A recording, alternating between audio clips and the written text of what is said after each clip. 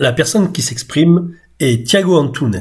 Tiago Antunes est le secrétaire d'État aux affaires européennes du gouvernement portugais. Il était à la tête d'une réunion trilatérale qui réunissait, outre évidemment les autorités portugaises, la secrétaire d'État à l'Europe française, Laurence Boone, ainsi que son homologue espagnol, Pascual Navarro Rio. Cette réunion s'est tenue à Lisbonne, bien entendu, et les 3 secrétaires d'État avaient pour charge de débattre de divers sujets concernant l'Europe, bien entendu. Au menu de cette réunion trilatérale, les échanges ont porté sur la préparation de la présidence espagnole du Conseil de l'Union européenne, qui va avoir lieu très rapidement, le renforcement de l'autonomie stratégique de l'Union, notamment dans ses dimensions économiques, industrielles et numériques, ainsi que bien entendu le soutien à l'Ukraine face à la guerre qu'il mène contre la Russie. Les 3 secrétaires d'État évoquent bien entendu ces 3 thèmes, et puis aussi les enjeux liés à l'élargissement et aux réformes institutionnelles de l'Union européenne, les réformes et avancées du pacte asile et migration, ainsi que la gouvernance économique,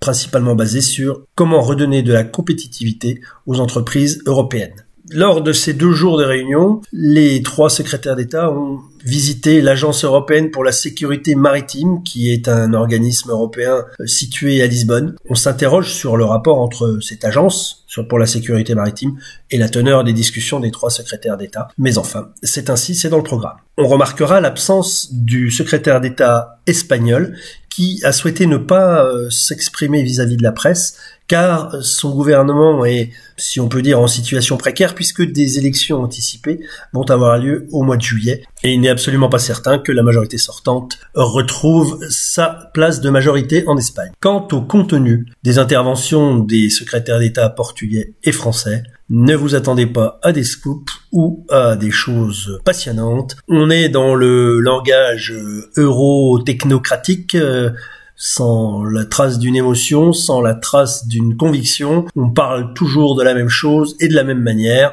On se félicite des excellentes relations entre les 3 parties.